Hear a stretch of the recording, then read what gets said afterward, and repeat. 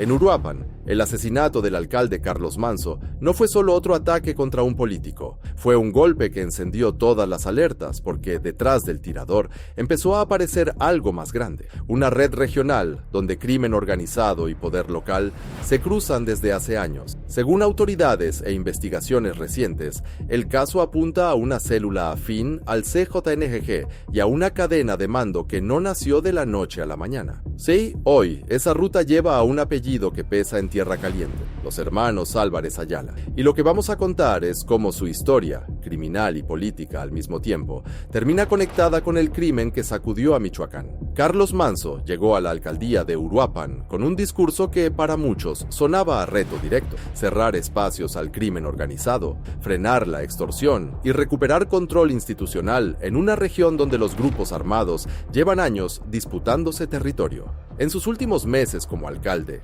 Manso usó sus redes para denunciar públicamente la presión de células del CJNG y remanentes locales, señalando cómo operaban, cómo intimidaban y cómo se incrustaban en la vida diaria de la ciudad. Esa postura lo colocó en el centro del reflector y también de la mira. De acuerdo con reportes periodísticos y líneas de investigación oficiales, Manso no se quedó solo en palabras. Presumía operativos y detenciones contra objetivos vinculados a la violencia regional.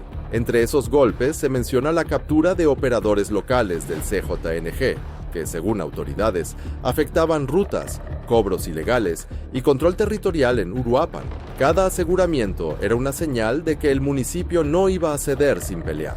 Pero ese pulso tuvo costo. El ataque que acabó con su vida detonó una investigación federal amplia. Las autoridades han señalado que el crimen fue planeado por una célula criminal vinculada al CJNG y que el ejecutor era un joven reclutado dentro de esa estructura. La prioridad, desde entonces, es reconstruir quién dio la orden y qué red la hizo posible. Y justo cuando se empieza a seguir esa cadena hacia arriba, aparece el mismo hilo una y otra vez: operadores regionales, lazos familiares, blindajes políticos y un apellido que lleva años funcionando como puente entre la violencia y la impunidad en Michoacán.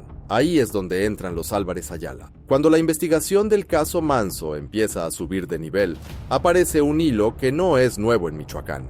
Un apellido que, según reportes federales y periodísticos, lleva años amarrando dos mundos que en tierra caliente suelen mezclarse: criminalidad organizada y poder local. Ese apellido es Álvarez Ayala. De acuerdo con la información disponible, el clan estaría conformado por al menos 4 hermanos: Ramón, Rafael, Roldán y Jesús Santiago Álvarez Ayala. En el lenguaje de inteligencia aparecen con alias por pareja: Ramón como R1 y Rafael como R2.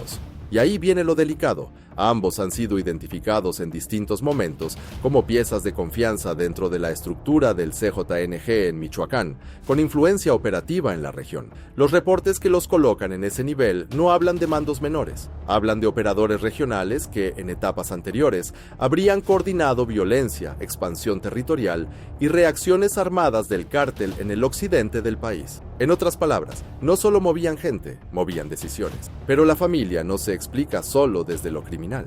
Dentro del mismo apellido hay un brazo político: Roldán Álvarez Ayala, exalcalde de Apatzingán y exfuncionario estatal, con carrera en partidos distintos a lo largo de los años. Ese lado institucional, según investigaciones periodísticas, habría funcionado como un cinturón de protección alrededor del clan, en un terreno donde la frontera entre política y crimen se vuelve difusa. Por eso, cuando el expediente del asesinato de Carlos Manso empieza a apuntar hacia células afines al CJNG, el nombre de los Álvarez Ayala no aparece como una especulación suelta, sino como parte de un mapa regional que lleva tiempo en disputa. Y lo que viene a continuación es todavía más inquietante: la cadena familiar que conecta a su círculo con el presunto ejecutor del ataque. Para entender por qué este apellido vuelve a salir en el caso Manso, hay que ir atrás, a los años en que el CJNG apenas estaba consolidando su presencia en el occidente del país. En reportes federales de aquella etapa, Ramón Álvarez Ayala y Rafael Álvarez Ayala ya aparecían como operadores de alto nivel dentro de la estructura de El Mencho. Ramón era identificado como R1 y Rafael como R2, y se les atribuía coordinación de células armadas, expansión territorial y reacciones violentas del cártel en estados clave del Bajío y Michoacán. En esa misma época, R1 llegó a ser descrito por autoridades como un mando con control estratégico, rutas, plazas y operación armada en zonas de alto valor. R2, por su parte, era señalado como lugarteniente operativo, encargado de logística, movimiento de vehículos y mando de grupos en campo. No eran solo nombres en el organigrama criminal. Eran el tipo de gente que toma decisiones y mueve piezas en el tablero regional. Esa trayectoria quedó marcada cuando fuerzas federales ejecutaron un gran operativo hace más de una década, en el que detuvieron a Ramón, Rafael y a su hermano Jesús Santiago en Jalisco, junto con el desmantelamiento de una casa de seguridad vinculada a su grupo. Fue una captura que, en esos años, se leyó como un golpe duro a la cúpula operativa del CTJNG. Pero el tiempo dio otro giro. Los procesos penales no avanzaron como se esperaba, y tras años de litigio, R1 terminó en libertad luego de resoluciones judiciales que, según reportes periodísticos, hoy están bajo revisión de la FGR por posibles irregularidades. Ese episodio no solo dejó un hueco legal, dejó un mensaje en tierra caliente sobre la capacidad del clan para sobrevivir incluso a golpes federales. Desde entonces, el apellido no desapareció del mapa, se reacomodó. Y ahora, con el asesinato de Carlos Manso en investigación, las autoridades vuelven a mirar hacia esa vieja estructura, porque la historia de R1 y R2 no quedó en el pasado, solo estaba esperando el momento de reaparecer. Y lo que conecta esa red con el tirador es todavía más inquietante. Pero la fuerza de los Álvarez Ayala no se explica solo con rifles y células armadas, se explica también con cargos, oficinas y redes institucionales. Dentro del mismo clan, el apellido que ha sostenido la cara política es el de Roldán Álvarez Ayala. De acuerdo con investigaciones periodísticas, Roldán ha ocupado espacios de poder en Michoacán durante distintos periodos. Fue alcalde de Apatzingán, pasó por administraciones estatales y más tarde buscó posiciones legislativas desde estructuras partidistas nacionales. Ese recorrido no es menor. En Tierra Caliente, un exalcalde con conexiones estatales no es solo un político más. Es una pieza que abre puertas, que conoce rutas de presupuesto, que entiende cómo se mueven los equilibrios locales y que puede funcionar como escudo o bisagra cuando un grupo criminal necesita protección o margen de maniobra. Varias notas coinciden en que esa dimensión institucional habría sido parte del blindaje histórico alrededor del clan. Según la información citada por periodistas especializados, Roldán enfrenta señalamientos por extorsión y presuntos actos de corrupción relacionados con áreas de gobierno estatal. La clave aquí no es solo la acusación, sino el efecto. A pesar de esos señalamientos, su trayectoria política le habría permitido al grupo conservar influencia y protección en una región donde los límites entre autoridad y crimen se diluyen con facilidad. Y hay otro punto todavía más sensible, el factor judicial.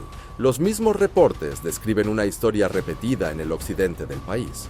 Operadores criminales detenidos, procesos que se caen, liberaciones por tecnicismos y jueces bajo investigación por posibles irregularidades. Esa cadena de impunidad ha sido señalada como parte del ecosistema que permitió que figuras como R1 volvieran a las calles con el tiempo. Por eso, este apellido pesa tanto en el caso Manso, porque no es solo una familia criminal. Es una red donde operación armada y cobertura política avanzan en paralelo. Y cuando una investigación por el asesinato de un alcalde empieza a tocar ese tipo de estructuras, lo que aparece no es un responsable aislado, es una maquinaria completa. Y justo en esa maquinaria, las autoridades han seguido una pista específica, la cadena familiar que conecta al círculo de los Álvarez Ayala con el joven señalado como ejecutor. Ahí es donde la historia se vuelve todavía más directa y más peligrosa. Cuando las autoridades empezaron a reconstruir el ataque contra Carlos Manso, el primer nombre que apareció fue el del presunto agresor directo,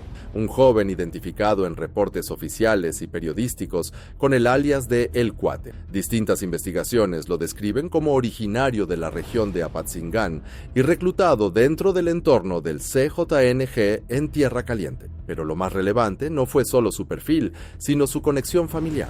De acuerdo con líneas de investigación difundidas por medios nacionales, El Cuate estaría ligado por lazos directos con Omar Farías Chávez, conocido como El Prángana o El Fénix, señalado como operador armado del CJNG en esa zona. Y aquí es donde la historia amarra con fuerza. El Prángana ha sido ubicado por reportes federales como subordinado y brazo ejecutor de la estructura que encabezan R1 y R2 Álvarez Ayala. Es decir, el apellido no solo aparece como referencia histórica, aparece en la ruta operativa actual que, según autoridades, desemboca en el crimen del alcalde. Este patrón no es nuevo en Tierra Caliente.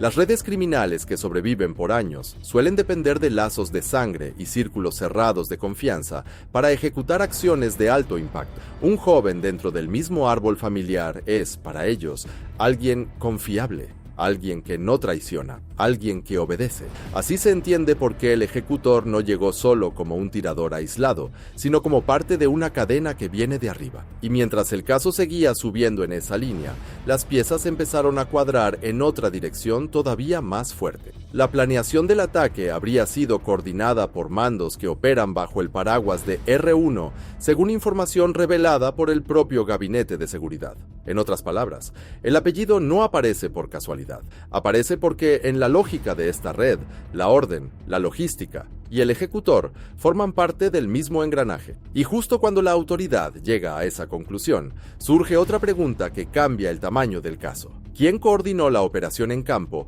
y cómo se conectó con el círculo de R1? Tras el atentado contra Carlos Manso, la investigación no se quedó en el ejecutor. Las autoridades comenzaron a levantar cada rastro, teléfonos, rutas, contactos, movimientos previos, y en esa reconstrucción apareció lo que suele ser el corazón de estos crímenes: la coordinación a distancia. Según informó el Gabinete de Seguridad, recientemente fue detenido Jorge Armando N., alias El Licenciado, señalado como presunto autor intelectual del asesinato y líder de una célula del CANG en Uruapan. De acuerdo con lo expuesto por la autoridad federal, el licenciado habría organizado la planeación a través de un grupo de mensajería cifrada, donde se fijaron tareas concretas: vigilar al alcalde, seguir su movilidad, coordinar el momento del ataque y ordenar rutas de repliegue después del hecho. Todo eso, siempre según reportes oficiales, permitió entender que no fue un arranque improvisado, sino una operación diseñada por una estructura con mando local. Y ahí es donde el expediente vuelve a tocar el apellido que ya venimos siguiendo. En esos mismos avances, se menciona que la célula de El Licenciado operaba bajo el paraguas de un operador regional conocido como R1, identificado en distintas investigaciones como una pieza clave del CJNG en Michoacán. Las líneas de inteligencia lo colocan como un mando con trayectoria larga en el cártel, responsable de sostener presencia y control en zonas estratégicas de Tierra Caliente. Esto no significa que todo esté cerrado. Incluso en los propios reportes se reconoce que falta lo más complejo: definir hasta dónde subió realmente la orden. Hay analistas que consideran que pudo ser una decisión tomada desde la estructura regional como respuesta a los golpes que Manso venía presumiendo. Otros creen que el nivel de coordinación indica una autorización más alta. Por ahora, la autoridad no lo afirma como hecho consumado, pero sí deja clara una ruta. La cadena de mando del caso Manso apunta hacia R1 como pieza central para explicar el por qué y el cómo. En pocas palabras, el caso ya no es solo el de un alcalde asesinado, es el retrato de una red que combina células armadas, lazos familiares, cobertura política y mando regional, y que quedó al descubierto cuando Manso decidió enfrentarse a ese mapa, porque la ley también tiene memoria, y este expediente apenas está enseñando la primera capa.